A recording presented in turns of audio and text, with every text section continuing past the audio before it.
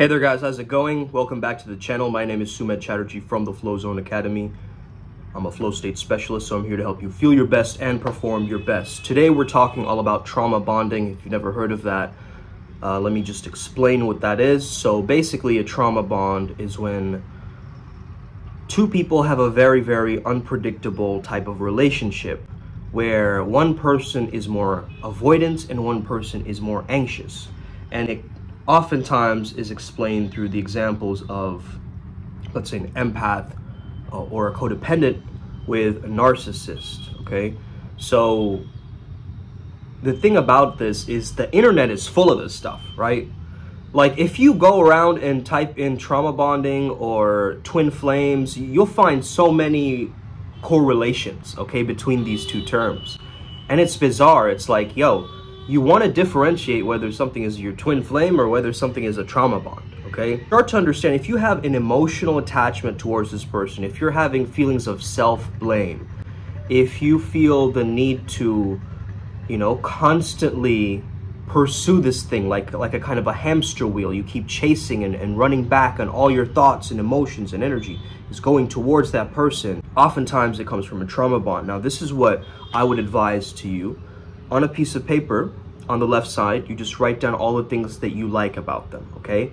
And note that when you like them, and I don't want to skew your results here, but understand that some of these things might be superficial reasons that you're liking them too, okay? Yeah, they look good, they feel good, they make you, you know, a breakfast or whatever, right? So you want to understand, like, what are the traits and qualities that you like about them, because this relationship could definitely infantilize you, right? Because it makes you feel like you are a child and they are your parent, because it recreates that same parental dynamic that you saw growing up. It's like an imprint that's being lived out through maybe your current relationship, okay? So the best way to deal with this is to heal your childhood wounds, okay? Really understand, okay, there's things that I like about them. Now you write down on the other side of the line, on that piece of paper, you write down, what are all of the things that are real, okay? What is the reality about the situation? What are you feeling all the time when it comes down to them, you know? Maybe they're making you feel unsafe one day, and then the next day you feel this little bit of love, and that validation, that little hit of validation and love keeps you in that pocket and keeps you pursuing this thing. And that blind faith or blind hope that just keeps you going, whereas all your friends are like, you know, he's bad for you, or she's toxic, bro, or whatever. They're telling you comments, but you go, no, man, she's the one, okay? And, you know, again, a lot of the times this is a tough pill to swallow. This comes with a lot of denial. So at first you might be like, that's false. She is my one, bro. I'm going to, you know, go to the ends of the earth to get with her. Listen to yourself speak, okay?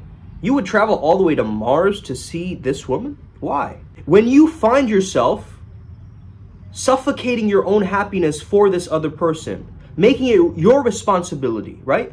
Making their happiness your responsibility, that's when you know you're in a trauma bond. Because trauma bonding comes from a low self-esteem, a sense of lack, okay? You really want to take all the love that you were giving to this other person, and maybe you're still in a relationship with this person. Doesn't matter. Take that love that you're oversharing and overgiving and you're not getting anything back, okay, in little hits once in a while, right? It's like a hamster wheel, like they're treating you like a dealer, right? Women will oftentimes sometimes use sex and withhold sex in order to manipulate and control at times, okay? You guys got to know these things. Because if you haven't been through the fire of relationships, you don't understand that some of these things are actually possible and can happen to you, okay? So now what do you do with that piece of paper? You keep it somewhere, okay? You keep it in a drawer somewhere, hopefully somewhere where they can't see it, okay? Yeah, somewhere with a password, somewhere where they can't see it. But every time that you need it, it's there, it's available to you, okay? So when you feel that craving for them, when you feel that attachment for them, you just read through that piece of paper, okay? Yeah, these were the things I liked, but this is the situation. This is the reality. It will give you a holistic and whole view of the situation rather than you going split mind into, I love him so much, right? Is it that you loved him, or did you like the vacations, the ideas around you feeling good, etc., right? You really have to look at your relationship not as this very bland thing. You want to think of it as an actual story that's been played out, and the journey and the lessons that you got, because you might have gotten a great lesson from this along the process too, and you will really, you know, hold that towards your heart and be able to change other people's lives with that little bit of that gift. But again, you don't want to justify or rationalize this in any way, okay? If you're seeing a bunch of red flags, a bunch of things where you'd be like, man, that is so disrespectful, or that is unbelievably, you know, out of character, right? Some of the things that they've done or said, or just their general beingness, has triggered in you some level of, I need to leave. I'm fearing. Like, on one side, like for me, is in my past relationship, I was more so the avoidant one, right? She was more so the anxious one, in the sense of, you know, the fear of abandonment, like, you know, not wanting to be left alone, like, you know, constantly needing communication. Then you have on the other side, you have this kind of independence, right? So a codependence and an independence. The independent man or woman wants to leave, right? Wants to be like, I don't need this. I can do better. I can always find someone else. Right? It's this needing to retract or run away from the situation. When you're confronted with problems, you might find yourself doing this in situations, even at work or with your, you know, partner, or with your boss, or with your kids. You just kind of withdraw, right? You kind of stonewall, right? You go into your own world. Understand this dynamic is happening, right? And once you understand that the healthy relationship dynamic is interdependence, okay? I tried to explain this to somebody, but they were in that denial phase, and they were going like, no, it's only about codependence, okay? And I was like, whoa, okay. We got a lot of work to do, okay? Come back next week, okay? Stop fearing what this relationship could be, and stop trying to use predictive control in this thing, right? You're using blind faith and hope and looking into a positive future and an uplifting future and thinking that it's gonna get better. But you've noticed you've given them way too many chances, actually. You know, maybe like 5 times. They're like, oh, but, you know, I'll change, I'll get better, I'll improve. And then they never do. Why? Because they're caught up in their cycle, and they'll drag you into their cycle. They have a pendulum swing happening. The moment you get wrapped up in their pendulum swing, it's like your emotions are getting swayed by them, right? So you want to understand that, hey, I have self-regulation, I have self-control, I have self-mastery, okay? I'm going to bring all the attention and love and affection and gifts and all that stuff that I've been giving them and put it back towards myself. And you will see what happens. Trust me on this. And people after a breakup, you see their success stories at times, okay? They've oftentimes escaped or gotten out of this negative cycle. Maybe some of you have experienced this in a past relationship. You're like, man, I'm glad that that person is no more. Maybe you can reflect on maybe a past relationship you've had and so forth. And your mind will justify to yourself, but I love them. They were there for me. They were so kind and caring and nurturing. And bro, understand those are all traits of a mother. Nurturing, okay? Caring. No, bro. This is the exact thing that I was talking about. It's like the mama's boy. Okay? Don't be that mama's boy. In Bengali culture, it's prevalent. Okay? Wake up, bro. Okay? It's time you bring your energy back. Forgive them.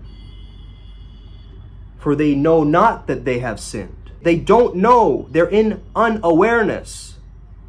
But you are holding this grudge. You are holding this defense mechanism. Right? It is until you forgive your mother and father that this is actually going to level itself out. Like, genuinely. Okay?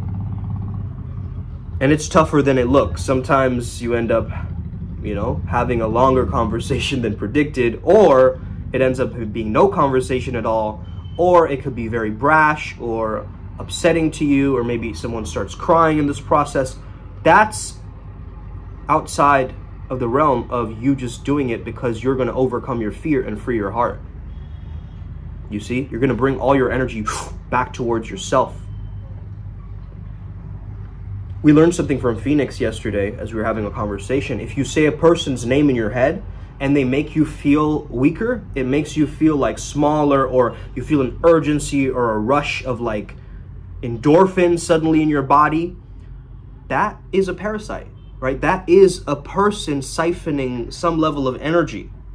You got to understand the energetics of this thing too, right? We have a etheric cord cutter. If you just type that into YouTube, you will cut the emotional cords from these people that are dragging you, you know, back, in a sense, by keeping you in their thoughts. And you allow them, you enable them by also keeping them in your thoughts, okay? Because it makes you feel safe or reinforced, or maybe continue the pity story, you know, so others will, you know, kind of console you. But like Za said in yesterday's interview, by the way, check out Madhu Sadhana, okay? We had him on our podcast. I don't know if you guys know who he is, but he's a great YouTuber, okay? 54K subscriptions, okay? So I'm very blessed and grateful that I got the opportunity to speak with him, as well as Ryan G and the Primal Sutra Collective, because it was a great, very, very hilarious and profound conversation, bro. So definitely go check that out. He's one of my very favorite YouTubers that I actually got to speak to. So this world, I mean, man, Primal Sutra is connecting like minds like this, bro. It's like, pam, pam, pam, pam, you know? Soon enough, we have the retreat coming up. Of course, if you haven't gotten to me about that, shoot me a message about the Costa Rica spiritual retreat if you are interested in taking a detox, cutting yourself out from the noise, from the gunk, from all the nonsense. If you're going through a trauma bonding, if you're going through a breakup, if you're going through some tough time, just cut yourself off from everything. Go to Costa Rica with us. We'll do the cleanup work for you.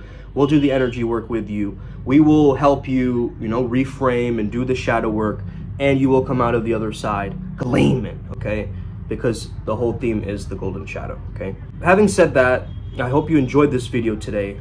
I hope you have an incredible day. May the flow be with you, and stay legendary. Remember, we're all gonna make it, us.